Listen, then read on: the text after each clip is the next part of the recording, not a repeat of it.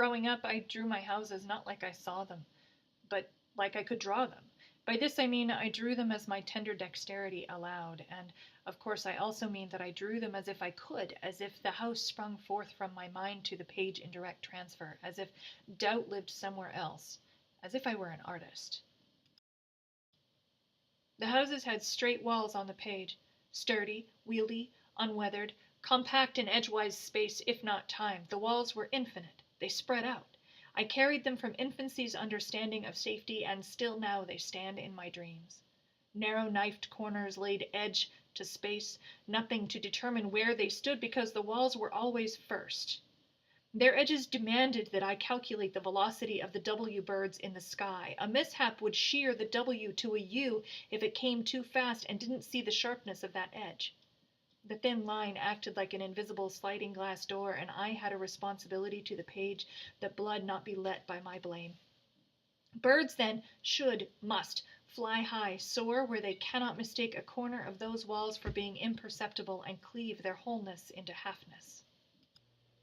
The walls were without width or breadth, but on them I hung the crossed windows, two above, one next to the door, round if I were dreaming that day. They held the peaked roof which itself promised to hold the chimney. My own house was a squat ranch-style house, a rambler, a large square with no need for roof peaks in the desert. My mother, then single, had purchased it on debt, hope, and ulcerated night wakings. She was a realtor. She'd bought it through her office before the listing went public. This house meant I could go to the best local schools. She could be to work and home with only a 10-minute commute between, and we each had our own rooms with two besides. A dog was in my future, and the backyard pool soothed the desert summer and honed my streak of independence. My drawn homes, sketched out at the dining room table, bore no resemblance. There were trees, more than the 3 or 4 on our suburban lot. Ivy climbed walls, something Mother had said would damage the house, and lush hills rose in the distance as opposed to the flat suburbia of asphalt and busy streets. I decorated the hills with dozens of fluffy trees, animals of every sort. Tiger stood beside mountain lion, which held aloft tails, beside lake-locked orca, and danced between bear. There were apples in the tree, in the snow, on the hill, under a purple smiling sun with rays that left the page edge and asked me to remember they kept going and going and going long after the moon rose on the other side of the page, and with it, stars. Green. Green, made green, by green, swirled in yellow and blue with green and green. In the hills and the trees, the curtains in the window were butter yellow. I wasn't a kid who read the labels. I worked by feel, colors chosen for yes, green, greener, more blue than green, and more blue than blue. Labels were cumbersome, irrelevant judgments. I would decide which was the precise shade of the hilltop tree, the apples, the sunshine, without once looking at the wrappers which were slipped off and left in peels for the vacuum.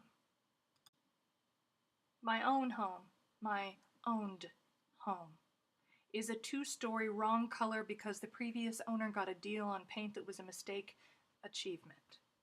I bought it as a single mother of 3 through a friend who was a realtor, and just after it went on the market. It sits at the top of a hill surrounded by trees and green on green with green. There are orca in the bay 20 minutes away, mountain lion threaten local pets, and a tiger refuge sits 20 minutes north and west.